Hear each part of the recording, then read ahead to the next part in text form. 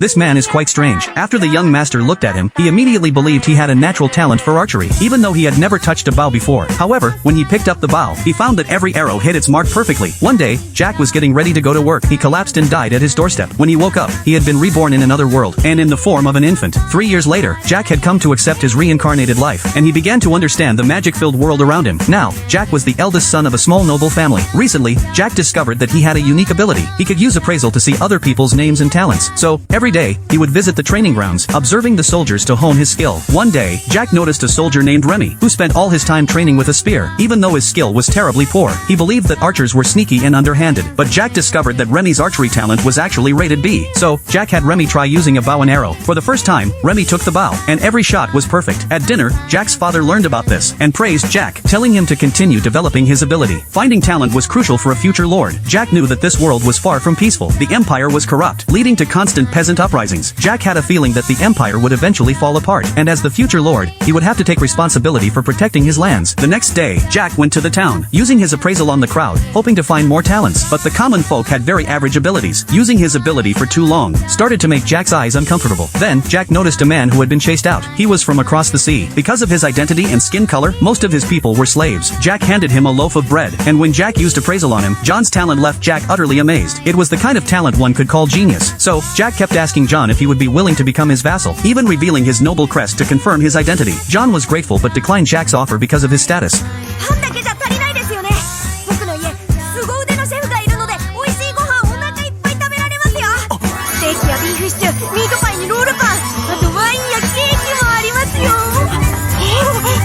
In the end, John decided to follow Jack back to the estate.